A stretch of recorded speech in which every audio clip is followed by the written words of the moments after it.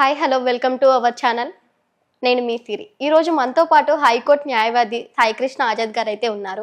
నమస్కారం సార్. నమస్తే అమ్మా.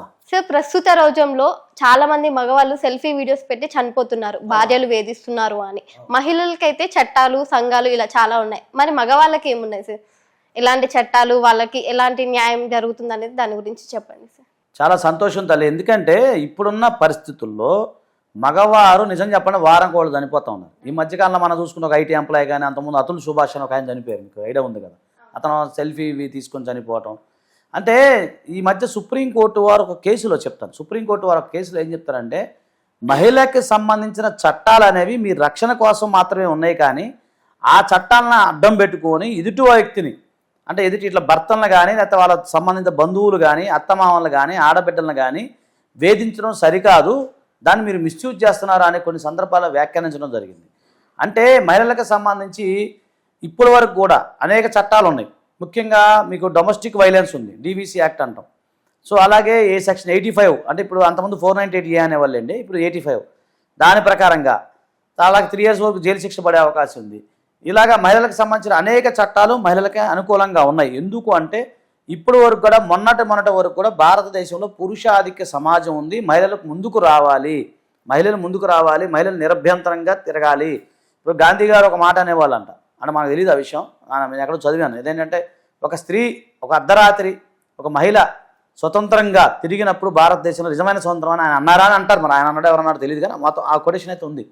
సో ఆ విధంగా అప్పుడు మహిళలకు సంబంధించి ఆ విధంగా ఉండే తర్వాత మహిళలు అప్పుడు ఇప్పుడిప్పుడే కదండి బయటకు వస్తారు, 10 years 20 years నుంచి బయటకు వస్తూ ఉన్నారు. అప్పుడు వరకు ఏంటంటే మహిళలు ఇంట్లోనే ఉండేవాళ్ళు. అలాగే ఇప్పుడు మహిళలకు సంబంధించిన ఆస్తి హక్కులు సమానం చేయడం జరిగింది. అలాగే ఈ మధ్య నిర్భయ ఘటన మీకు ఐడియా ఉంది, 2011 నిర్భయ ఘటన ఏదైతుందో 15 years అవుతుంది. ఆ ఘటన జరిగినప్పుడు ఒక మహిళని, అది నిర్భయ ఘటన జరిగినప్పుడు తర్వాత ఇవన్నీ జరిగినప్పుడు మహిళలపై అప్పుడు నిర్భయ చట్టం ఒకటి తీసుకురావడం జరిగింది. సో ఏదన్నా కూడా చట్టం పరంగా చూసుకున్నప్పుడు మహిళల పైన దాడులు అనేవి ఆగటం లేదు ఇప్పుడున్న పరిస్థితుల్లో, అదొకటి. అలాగే భార్య బాధితులు కూడా ఎక్కువైపోయారు. మన వరుస చూసుకుంటే ఇప్పుడు మారిపోయినాయి. 10 years 15 years పరిస్థితులు వేరు, ఇప్పుడు పరిస్థితులు వేరు. అలాగే పురుషులకు సంబంధించి ఈ యొక్క చట్టాలు ఏవైతే ఉన్నాయో పురుషులకు సంబంధించి ఒక చట్టం కూడా లేదు. మీకు విషయం తెలుసా, భార్య వెళ్ళి భర్తని కొడితే భర్త ఎలాంటి కేసు పెడతానికి లేదు. అలాగే భార్య డొమెస్టిక్ వైలెన్స్ చేస్తే భర్త డొమెస్టిక్ వైలెన్స్ కేసు పెడతానికి లేదు. అంటే కేవలం ప్రస్తుతం ఉన్న సమాజంలో భర్త అనే వ్యక్తి పెళ్లి చేసుకొని వాళ్ళకి మెయింటెనెన్స్ ఇవ్వడం వరకే ఆయన డ్యూటీ. ఆయన ఇంకోటి భర్త పైన భార్య మెయింటెనెన్స్ వేయొచ్చు, కానీ భార్య పైన భర్త కూడా వేయొచ్చు. అది section 24 of Hindu marriage act, గుర్తుపెట్టుకోండి.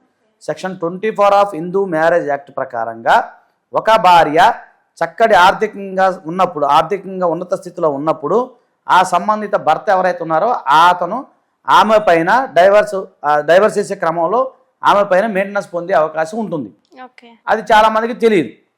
అలాగే ఇంకోటి ఏంటంటే చాలామంది ఇప్పుడు నేను చెప్తాను, ఎఫ్ఐఆర్ ఇప్పుడు 85 సెక్షన్ 85 కింద మీ భార్య మీ పైన కేసు పెట్టింది అనుకుందాం, పెడితే మీరు జైలుకి వెళ్తున్నారు, కోర్టుకి వెళ్తారో బెయిల్ తెచ్చుకుంటారు, తర్వాత ఇవన్నీ ట్రయల్ నడుస్తూ ఉంటుంది. మీకు భార్య కనుక ఇంట్రెస్ట్ కనుక లేకపోతే మీకు వద్దనుకున్నప్పుడు ఇదే ఎఫ్ఐఆర్ కాపీ తీసుకెళ్ళి నిరభ్యంతరంగా మీరు క్రూయాలిటీ గ్రౌండ్ కింద కూడా డైవర్స్ పొందే అవకాశం ఉంటుంది. ఆ విధమైన చట్టాలు ఉన్నాయి, కాకపోతే బలంగా లేవు చట్టాలు. తర్వాత సెక్షన్ చెప్పాక 24 యాక్ట్ ప్రకారం మీరు కూడా భార్య పైన మెయింటెనెన్స్ చేసుకోవచ్చు. సో అవి సరిగ్గా మీ దగ్గర ఎవిడెన్స్ ఉండి మిమ్మల్ని మీరు పోషించుకోలేని స్థితిలో భార్య ద్వారా కూడా మెయింటెనెన్స్ పొందొచ్చు. ఇదే కాకుండా ఏంటంటే మహిళలకు సంబంధించింది ఆ చట్టాలు ఏవైతే డొమెస్టిక్ వైలెన్స్ యాక్ట్ మొన్నటిదాకా ఉంది, సో అది భర్త కూడా పెట్టచ్చు అన్నారు, మన తర్వాత తీసేశారు దాన్ని. కాబట్టి ఇవన్నీ కూడా మహిళలకి అనుకూలంగా ఉన్నాయి. కాబట్టి ఒక పురుషుడు ఈరోజు పెళ్లి చేసుకున్నాడు అంటే అనేక రకాల చట్టాలకు లోబడి ఈరోజు వివాహం చేసుకోవాలి ఆయన.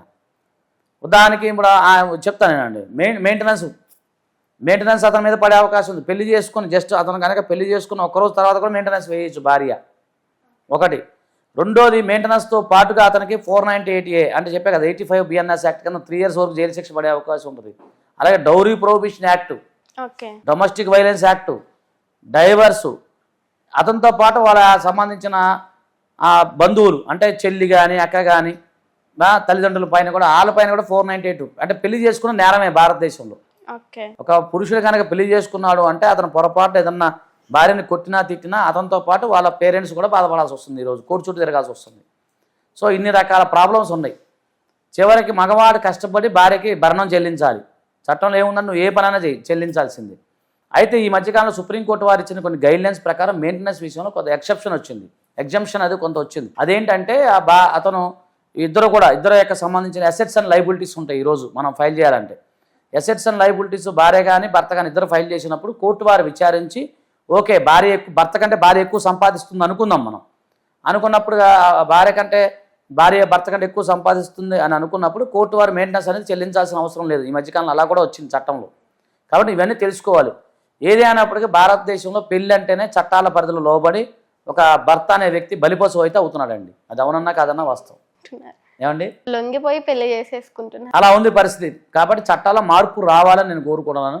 అలాగే పురుషులకు సంబంధించిన పురుషుల హక్కుల కమిషన్ కూడా ఏర్పాటు చేయాలి.